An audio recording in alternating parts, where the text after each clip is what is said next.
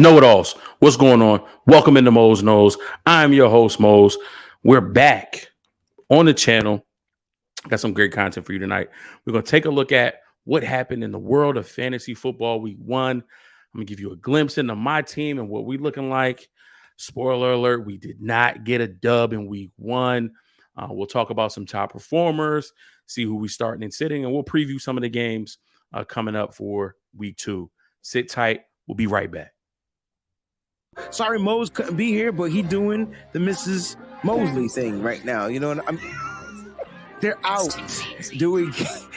They're enjoying Valentine's Day. Is what I was trying to say. I got you. Nah, the worst. You don't know nothing, you don't know nothing, you don't know nothing. You don't know nothing, you don't know nothing, but I know that. You don't know nothing, you don't know nothing, but I know that. You don't know nothing, you don't know nothing, but I know that. Mose know it all. Mose know it all. I guarantee real takes, ain't no faking that at all. If you don't know, you gon' know. Mose knows, tune into the show. Not a game, nitty gritty, ready go committee. Mose should be the CEO. Too solid, too real, too 100. I'ma keep it real when you don't. Just that real gold talk. 24 karat words. San Francisco 49er fam. Realest squad on the earth. The 5 God, number 5, taking us to 6. Young killer Trey Lance. New era, new season. Mose got you covered. Go ahead and subscribe. 2022 this year. Got a whole nother vibe. Mose know it all. Mose know it all. Mose know it all. Tune in for the vibe. You don't know nothing, you don't know nothing, you don't know nothing. You don't know nothing, you don't know nothing, but I know that. You don't know nothing, you don't know nothing, you don't know nothing. You don't know nothing, you don't know nothing, but I know that. Mose knows.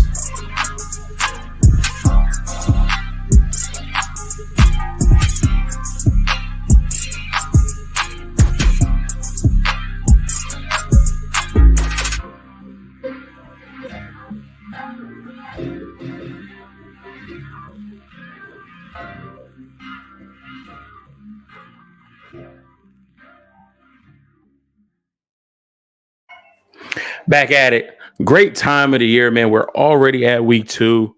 I'm trying to slow it down because I feel like it's a long way till we get to NFL season and the weeks just fly by.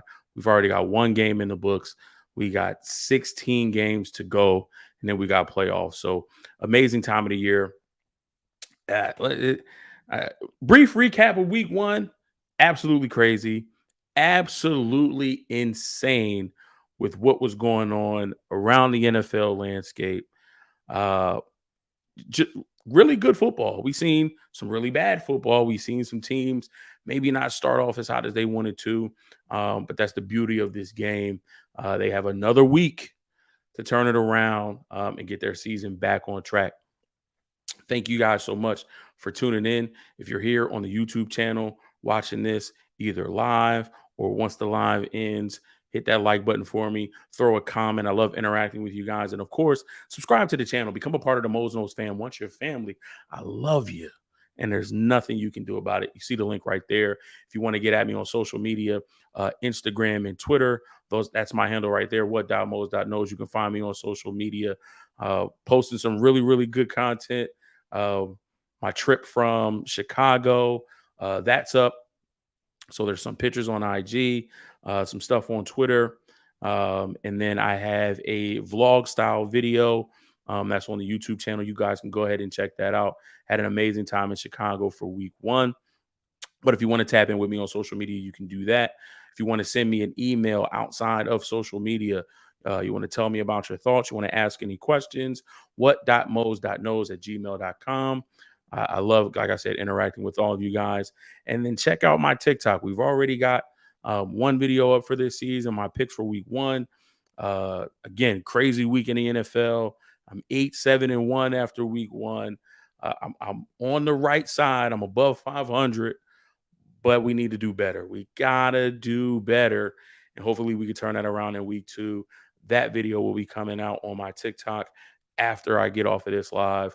So take a look out for that. You can follow me on TikTok as well. Let's jump right in, man. Fantasy week is crazy. Where do I want to start? Do I want to start with top performers, or do I want to look at what I got going on? Let's take y'all. Let's pull this up. Let's take a look. If y'all can see that, hopefully you can.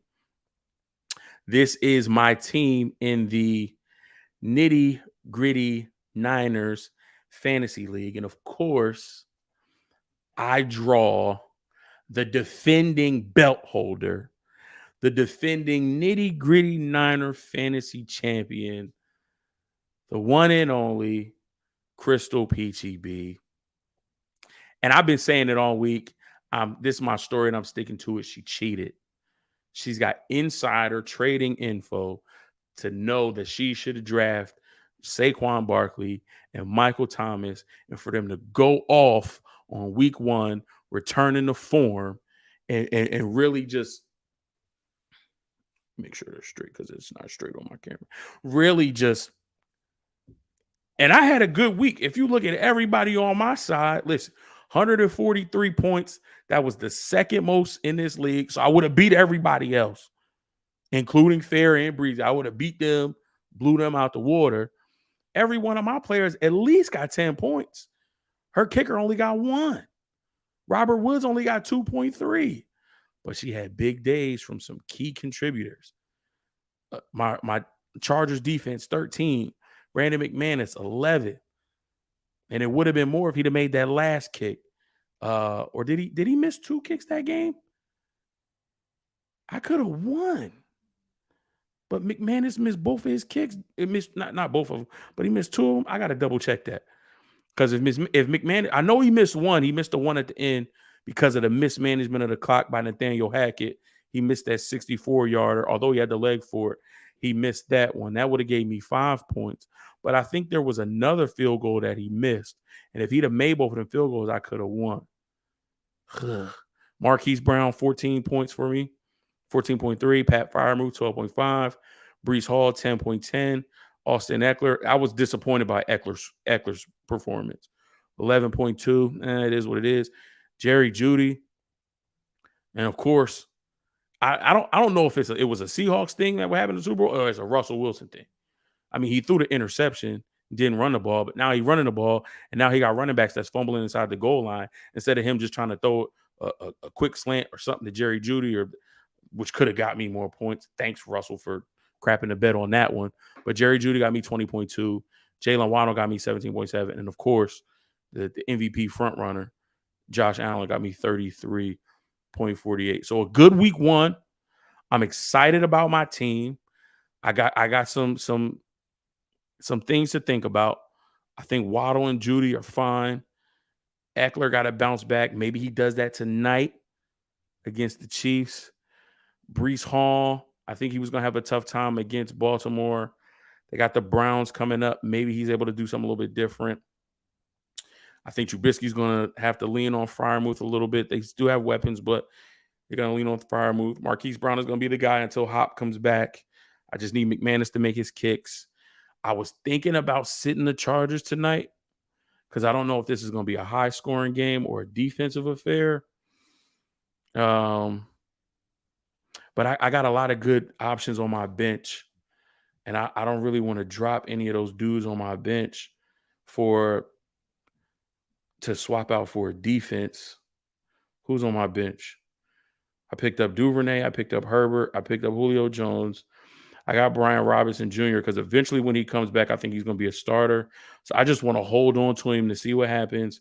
I got Drake London and Elijah Moore. And I don't think I want to let any of these guys go on my bench just for a temporary defense and then they get snagged by somebody else. So, again, good week 1. A lot of positive that I see from my team that I drafted here. So we get to go into week 2 with some positive momentum, but we gotta even out the win column. We got to get a dub in the win column and get back to 500. So good game, Crystal PGV. I wouldn't take a week 1 loss from anybody but the defending champion. So we good on that front. Sin, what's going on? Hey, Mo, she says, Lance or Burrow? We got Lance versus Seattle. And then we got Burrow going up against the Cowboys.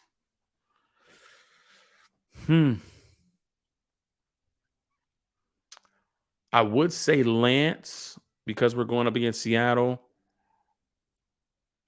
And I don't think their defense is the same. I think they were playing with a different motivation this past Monday night with Russell coming back. I think being on the road and no Jamal Adams, I think we see a different Seahawks team.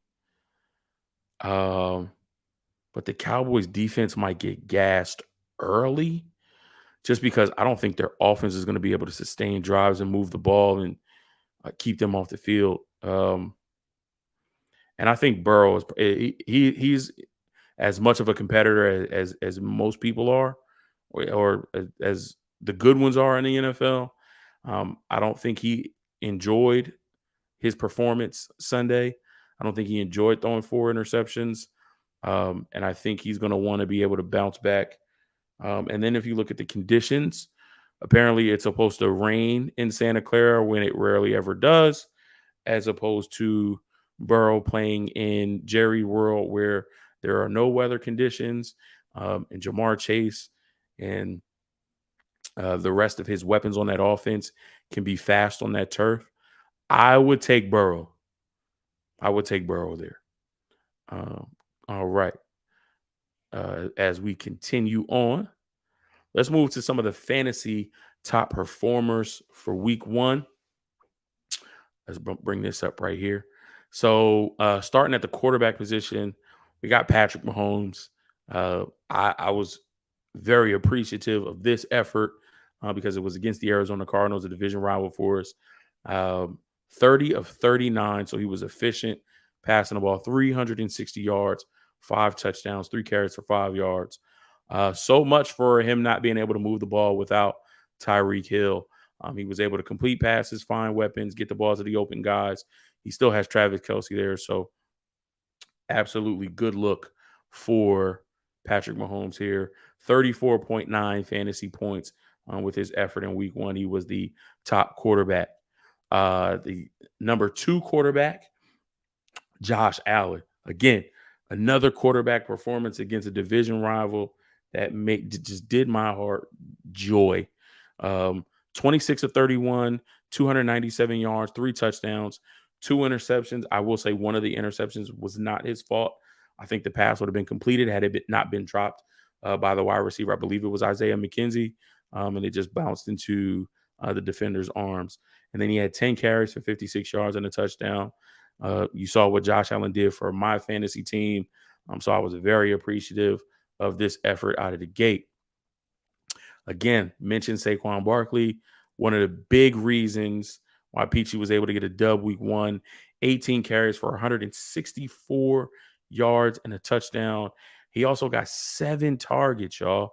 7 targets, caught 6 passes for 30 yards. This bodes well for fantasy owners. So not only does he look good, does he look fast, quick, and explosive in the running game, but he's also catching the ball out of the backfield. And in PPR leagues, which this number, his points, fantasy point number, is based off of, points per reception can be huge. So 33.4 points of total fantasy points in PPR leagues.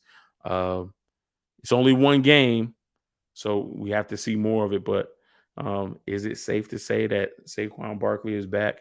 I really hope he can stay healthy, because when he is healthy, he is one of the best running backs in the league, and you saw why week 1 against a very good Titans defense, might I add. And then Jonathan Taylor, the reigning rushing leader from last year, 31 carries, 161 yards, and a touchdown. Also catching the ball out of the backfield, not that many yards, but he also got 7 targets, caught 4 of them for 14 yards. Total fantasy points in PPR leagues, 27.5. He's picking up where he left off last season. So if you drafted Jonathan Taylor number 1 overall, that paid off for you mightily week 1.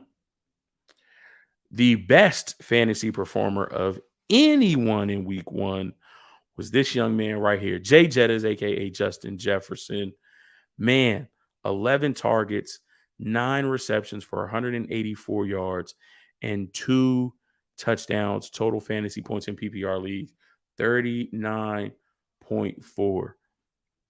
This young man is one of the reasons why I won my fantasy team last year, and I don't know how in a 12-man league last year I ended up with Tyreek Hill, Justin Jefferson, and Debo Samuel. I know how I got Debo Samuel. For some reason, nobody drafted Debo. They drafted Brandon Ayuk, and Debo was a free agent. I picked him up week 1 just to have him, stash him on the squad, and he took off. I had Jay Jettas, who was a consistent 18 to 25 point scorer, and then he would have explosions like this, and then we already know who and what Tyreek Hill is. So needless to say, I was trying to get Jettas again this year, and he went really, really high. I could have gambled and took him in the first round, but I wanted to secure some type of running back situation. So you either go wide receiver or you go running back. So I went running back this year, wasn't able to get Jettas, and I'm mad about it because it's 39.4 points, best in fantasy week 1. Just tells you what type of year he's about to have, especially another year in the system with Kirk Cousins and with Kevin O'Connell, who is coming in and really establishing his presence as a head coach with his offensive mind under that Kyle Shanahan tree, that umbrella. Uh, I expect a really, really big year out of Jettas. And then Cooper Kupp, as my OG says, the only option in the Rams offense. 15 targets, you see it. 13 catches for 128 yards and 1 touchdown. 31.8 points in PPR leagues. He's going to get a lot of volume. It's one of the things, one of the key words that you'll hear throughout fantasy is volume. He's going to get a lot of volume from the target perspective, especially because this Rams team cannot run the football. Matthew Stafford hasn't built chemistry with Allen Robinson yet. I believe Van Jefferson still may be dealing with an injury.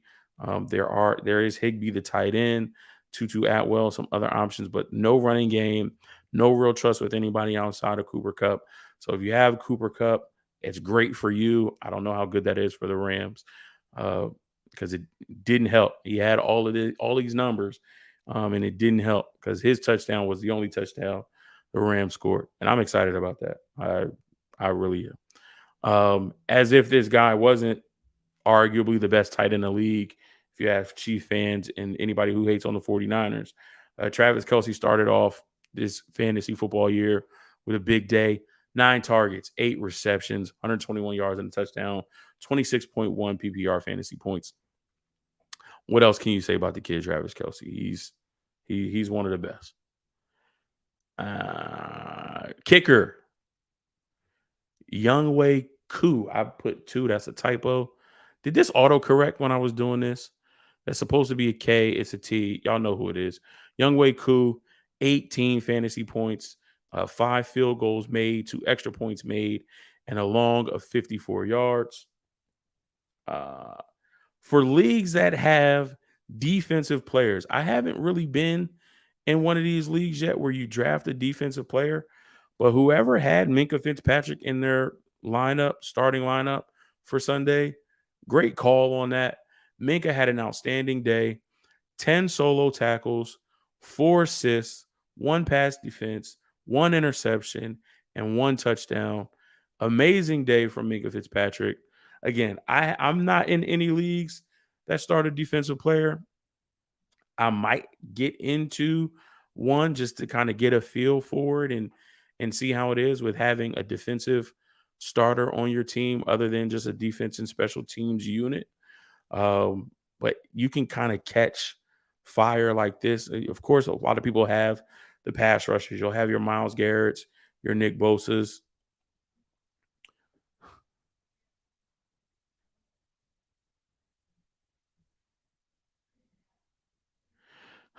Wait, hold on. It said, I'm trying to read the comment.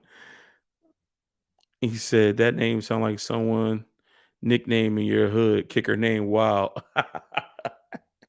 Yeah. I think for a while, a lot of people were calling him Young Hoku because I mean the last part of his name is Hoe.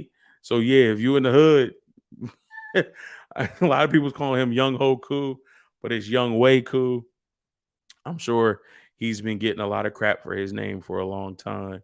But we're going to put some respect on his name. Best kicker in fantasy football week 1. So we're gonna put some respect on that. But yeah, shout out to Minka Fitzpatrick, one of my favorite defensive players in the league. So like I was saying, you want to go after the pass rushers, the Myles Garrett's, the TJ Watts, the Nick Bosa's, the Joey Bosa's, the Khalil Macks. But if you can hit on a safety like a Minka Fitzpatrick, a Derwin James, or in a corner like a Jalen Ramsey who has like a 2 or 3 interception day, 1 return for a touchdown, that can really be big. And I feel like with 1 or 2 defensive players, it's really, really hit or miss. So when you hit like this with 22 points from Minka Fitzpatrick, I think you should win that week if everything else is copacetic.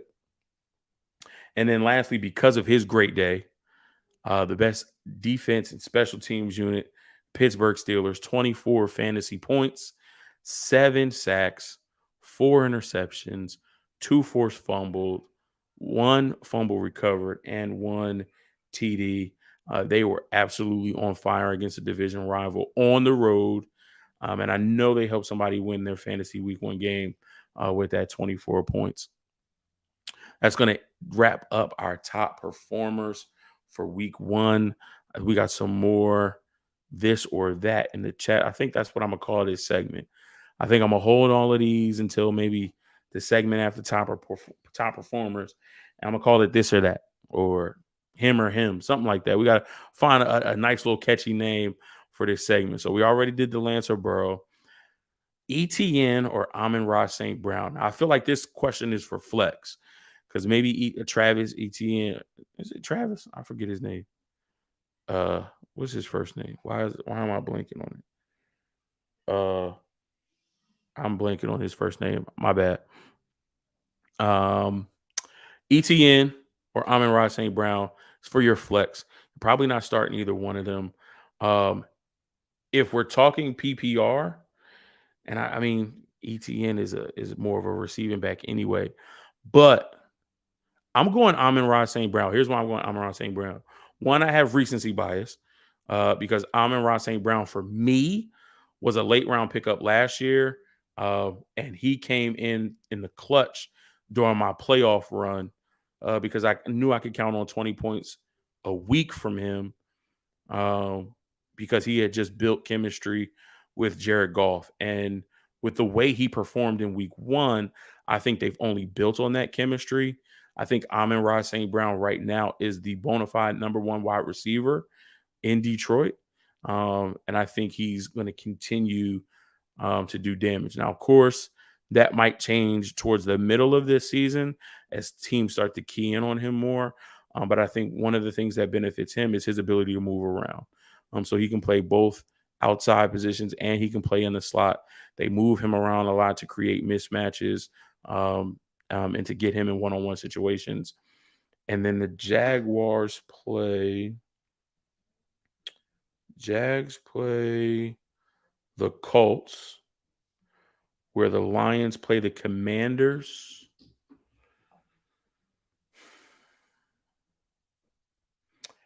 I feel like the Colts have better run D, so they're going to be able to stop him there. And with Darius Leonard roaming, I think he will be able to slow down the pass attack. I'm going Amon-Ra St. Brown if the choice is between these two. And then we got Najee Harris or Clyde Edwards-Helaire. I know didn't Najee get dinged up week 1? I think just off of the strength of him being dinged up week 1, I'd go Edwards-Helaire. Because one of the things that Mahomes is doing with the absence of Tyreek Hill and some of his other weapons on the outside, you've seen in the game against the Cardinals, he's checking it down. And he's using Clyde Edwards-Helaire out of the backfield. So if we're talking PPR again, not only what he's going to be able to give you in the running game, what he'll be able to give you in the pass game. Now, I am a little bit leery of starting folks on Thursday night, other than your top guys. If you have Justin Herbert as your quarterback, you don't sit Justin Herbert just because he's playing Thursday night. Same thing with Mahomes, same thing with Kelsey. And again, this Chargers defense is really good. But if Najee doesn't play, or if he plays and re-aggravates the injury and has to come out in the first quarter or the second quarter and doesn't go the rest of the game, then you know whether if that happens and he only gets you 2 to 5 points, but Clyde Edwards-Helaire got you 10, as you saw in my matchup with Peachy, I lost by what, 8 points? That 6, 7, 8, 9 point difference, although Edwards-Helaire may not get you 20, 25, that 8 point difference may be the difference between a win and a loss. So if it was me, I would start Edwards-Helaire just because Najee did get dinged up, and I don't know how efficient he's going to be week 2 or if he'll play at all. Appreciate you, Sim, for those questions, kind of running through the mindset of what I'm thinking about there. Let's see. I did have a start sit. I'm trying to narrow down some of my options and choices. Again, Thursday night games, you can't sit your stars, but I'm so leery about starting guys on Thursday night. Just for me, like if you don't go off on Thursday night, then it's like I wasted a starting spot to only get 8 points, and now like you got like I okay. Let's talk about it in the terms of my matchup in Nitty Gritty League. So I do have Josh Allen going on Monday, but I got Eckler on Thursday night, and I have Chargers defense going tonight. Whereas the person I'm playing has Cousins Monday night, Diggs Monday night, and Dallas Goedert Monday night, because there's 2 Monday night games this week. So, by Sunday, most of my players will be done. But I do have Josh Allen. But he's got a quarterback, a wide receiver, and a tight end going Monday, to where if I'm only up 30 or 40 points, even 50 points with those 3 players, Cousins, Diggs, and Goddard, I might just be looking at a loss. I might be looking at a loss if I don't have a comfortable lead, starting guys on Thursday night. I love this comment right here. It's like putting out your big spade first. Yeah, man. It's like throwing that big joker out and like, now you done. So like you gotta try to hold that as long as you possibly can. I love that. So yeah, I don't think there's anybody who I would start on Thursday night again, other than the top guys, especially because Thursday night games, both of these teams played on Sunday, so they're playing on a short week. If you're not a star, I wouldn't do it. But sometimes you get lucky with a guy on Thursday night. Going through and just taking a look at some of these matchups.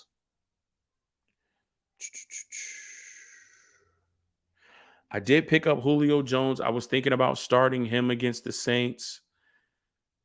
I think he looked really, really good week 1. And I think as Tom, continues to get in a rhythm and find a rhythm, he's going to look his way more. I think teams are still going to focus on Mike Evans on the outside. So I love Julio Jones in that matchup. Let's see. What else?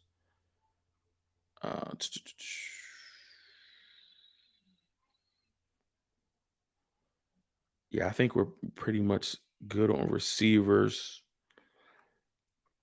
Devin Duvernay had a good week 1, and I picked him up, but I don't know if I want to start him against the Dolphins. Dolphins have a really good secondary, and Lamar is still trying to find chemistry with his guys on the outside. Drake London had a really, really good week for the Falcons, so he looks like he is sliding in at that number 1 option. He got a tough task in week 2 because Jalen Ramsey is already motivated. How he played week 1, and then listen, the dog and Stephon Diggs to be talking to him. Wide receivers usually don't talk to Jalen Ramsey. Not Stephon Diggs. Stephon was talking to him all. He was like, you was this close from getting one touchdown on you. And then when he caught the touchdown at the end of the game after he blew past him, he did the head tap. He said, I'm on your head, boy. I love Stephon Diggs, one of my favorite players in the game. Needless to say, Jalen Ramsey's motivated. He even said after the game, that bullshit that we put on tape, that's not us. Um, and not that he has a gimme, he has a layup. But I think if you have an opportunity to come out and show your dominance, especially against a rookie, and welcome him to the league, I think Jalen Ramsey is going to take every opportunity to welcome this young bull to the league. So if you have Drake Jackson starting or in your flex, might sit him this week. Might sit him. Let's go to running backs. Is there anybody that I would start who is not starting?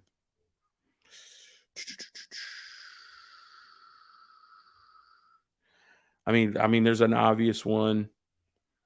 I think the 49ers. I'm gonna go different though. And I'm gonna go based off of what I hope. I'm gonna say if you can pick up Jordan Mason and you need to start a running back, whether you got a back that's injured or you need somebody else for your flex, I'm gonna go Jordan Mason. And I know the 49ers have a running back by committee, but I think one, because of the injury to Elijah Mitchell, Jordan Mason is gonna get carries this game against Seattle. And I think he's gonna get the hot hand enough to force Kyle Shanahan to give him more snaps over Jeff Wilson Jr. So that would be a dark horse. And as far as the running back position, I would pick up Jordan Mason if you could. He's probably available in a lot of leagues. I'd pick up Jordan Mason. It's tough with the Cowboys. I would say sit Zeke because I know the Bengals are going to come out on fire and try to get on the right side. But then again, is Dallas going to force feed their running backs because the injury to Dak and Cooper Rush being back there?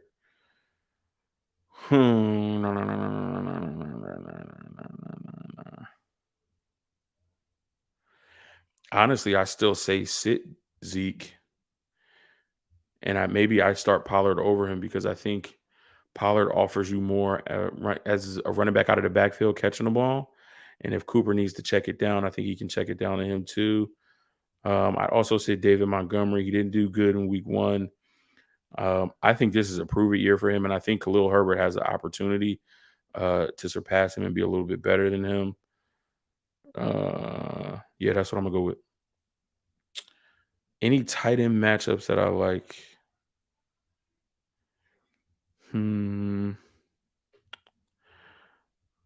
Tight end will be Cooper Rush favorite target. Yeah, I mean Cooper's gonna have to go to Dalton Schultz a lot. I think the Bengals are gonna double cover CD and have help over the top on him at all times. They're gonna force the Cowboys to go somewhere else. You're already down your quarterback. I'm not gonna let you beat me with a backup quarterback and your best wide receiver. So yeah, I can definitely see Dalton Schultz getting a lot of volume this week. So yeah, I might start Schultz if I needed a tight end. Any tight end that I would sit?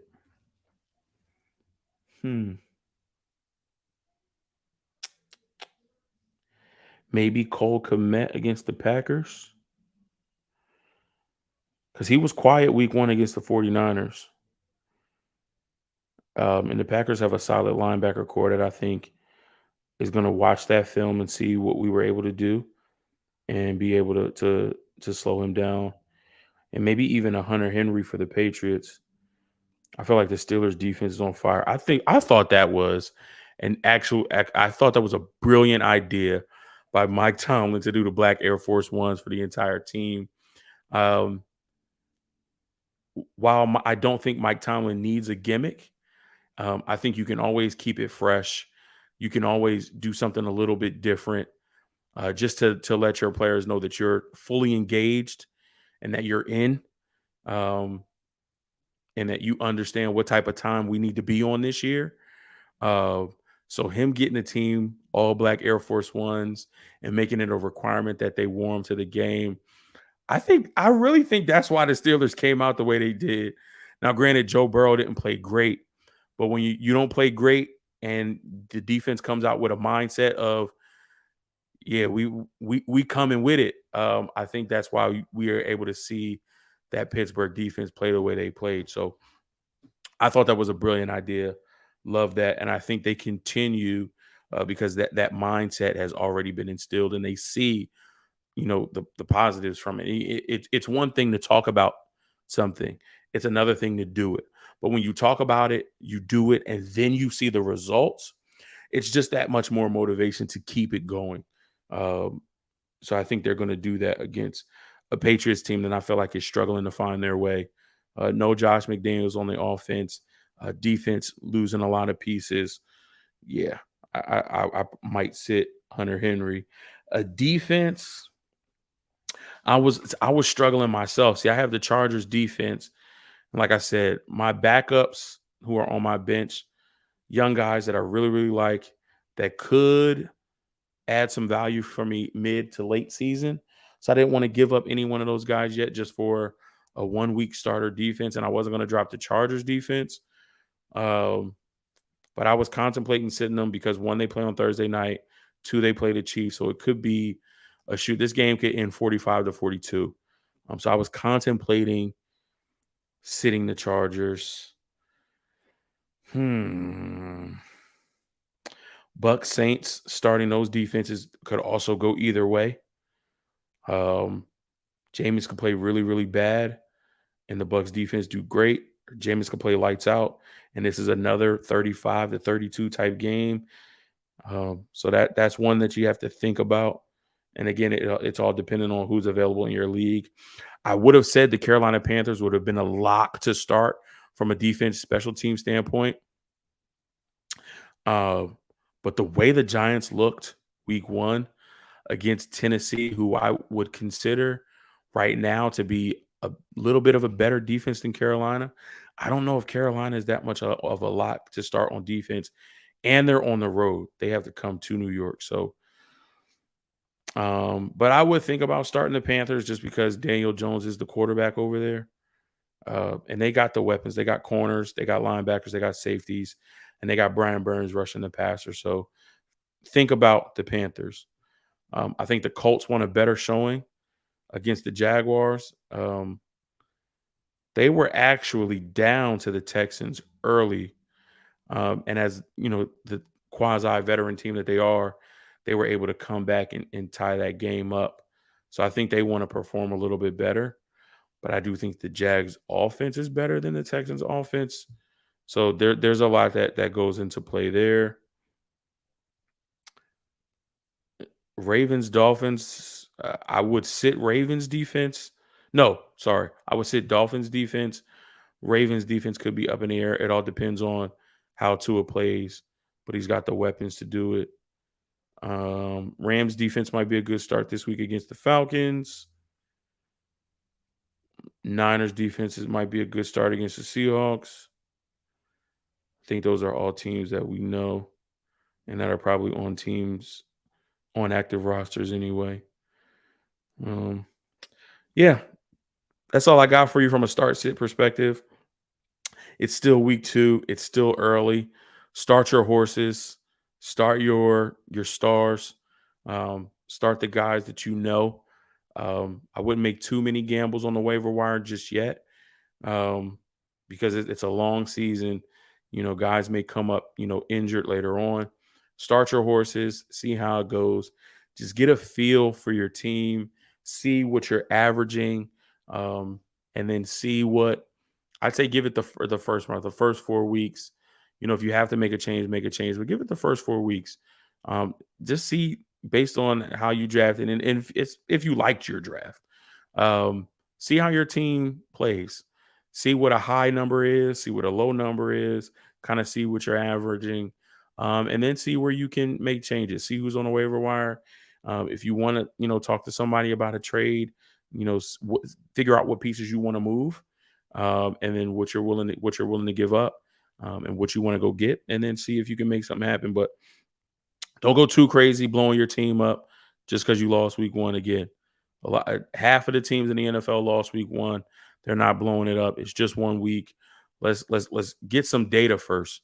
Let's see where our trends are, where our strengths and weaknesses are. and then make some moves. Quickly before we get out of here, just previewing the week. Again, Chargers, Chiefs, potential to be game of the week. Who else? Vikings, Eagles. That also Monday night, 8:30. That also has the potential to be a really, really good game of the week. Um, the Eagles looked really, really good week one. They kind of let off the gas against the Lions. And the Vikings really took it to the Packers. Yeah, I want to see how that Vikings offense fares against the Eagles defense. Um, that has potential to be a good game of the week. Ravens, Dolphins. If Tua can step up and play, if Mike McDaniels can get his team to be able to run the ball, move the ball, and then Tua can pass effectively, that has a potential to be game of the week. Bucks Saints division matchup. You already always know that that's a good game, whether it's high scoring or a defensive battle. I love those contests. Um, Jets are a young team. They are not good with Joe Flacco. And I think the Browns do them dirty in their home opener. Commanders, Lions. I wouldn't sleep on the Lions. I think they played well against Philly. I think the Commanders are not as good of a team as Philadelphia is. So I think Detroit has an opportunity uh, to even out their record and go 1-1. Talked about the Panthers, Giants. That could be a sneaky game for the Panthers. Giants look good in week one. If Daniel Jones can clean up some things, that has potential to be a good game. Some of the other games, I think the Bengals have their way with the Cowboys without Dak. I think the Raiders bounce back against the Cardinals. I think the Pack bounced back against the Bears, even though the Bears are motivated. They did not forget what Aaron Rodgers said last year. I own you. They are talking about it. Niners, Seahawks. Again, I think the Seahawks were hyped to be in their home opener Monday night under the lights and trying to spoil Russell Wilson's return. I don't think they come into week two with that same emotion. I think a lot of that got expensed week one. Yeah, those are some of the matchups that I'm looking forward into week two. Getting ready for this game tonight. It should be a really, really good game. I definitely want to see some fireworks. Let me just go through the chat really quickly, see if there's anything I missed. We got MLBGRP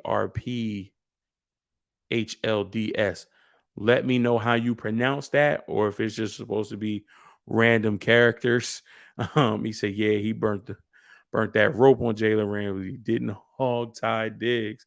Absolutely not. My brother NY to the Bay. What's going on with you, baby? How you doing, man? Hope all is well with you and the fam. We talked about the tight end. He said, yeah, that was hard. I think that was for the Steelers, Mike Tomlin. Gun show tonight. I'm hoping so. I'm hoping we see fireworks. It seems Patrick Mahomes gets in these back and forth battles with some of the top quarterbacks in the league. We saw him against Joe Burrow. We saw him against Josh Allen. And this is a division game against Justin Herbert. Love the competition in the AFC West. So I really do hope it is a gun show. Great show. Eagles defense will be fine. They have to gel a little bit more. I think they do. I think they showed a lot of what they're able to do, especially up front. I heard Jordan Davis. I got to go back and take a look at the tape, but I heard Jordan Davis was an absolute monster up the middle. So he is going to be able to clog that up and stop teams from running. We know they got the horses on the outside for the pass rush. And then the secondary, James Bradbury gets a pick six. You got Slay on the other side, Chauncey Gardner-Johnson making his presence felt. You're absolutely right. Once they get time to gel, they're going to be absolutely fine. He said, that's my business name. Everybody be cracking on me. Hey, listen, they can crack on you all you want, but get that money, man. That business is booming. How was the soul food spot in Chicago? Bruh. Yo, it was so good. I didn't get it. I took a video outside and I was supposed to take a picture of my food and put it up. Bro, soon as it got to the table, I dug right in. So he's talking about Cleo's Southern cuisine in Chicago. So I balled out a little bit. I got the fried catfish. I got the fried chicken wings. I got the crab mac and cheese, and I got the 24 karat gold cornbread muffins. Fish, dynamite. Chicken wings, even better. Crunchy, juicy. Bruh. The crab mac and cheese was legit. Bro, the 24 karat gold muffins, cornbread muffins, is cornbread muffins with a honey glaze over top of it. Dog, I bit into that, man. That was the softest, moistest pause muffin I ever had in my life, bro. That muffin was good. The food was absolutely amazing. And then I got the drink. They call it the Purple Rain.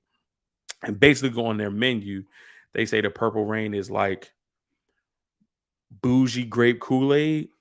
Whatever they do to this bougie grape Kool-Aid, bro, I bought 2 of them. I had one, and then OG went with me and he wanted to taste it. So I poured some for him. He was like, "Dag, I should have got that," because he got the sweet tea.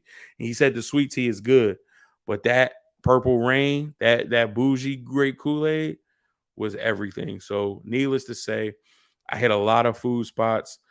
My son loves ramen, so I was telling him about a ramen spot that we went to that was absolutely amazing. So I'm definitely gonna be going back to Chicago, and I'm gonna try to lose weight before I go, because I know when I get there we're gonna be eating again. And I got to take the family to Cleo's again, so they can all enjoy an experience. So listen, if you ever go to Chicago, go to Cleo's Southern Cuisine. They are also opening up. They told me when they were there, they're opening up a new spot. Of course, I can't remember where it is because I don't know Chicago like that, but they're opening up multiple locations. So if they out there, you can go get it anytime you want. Just look up when they open.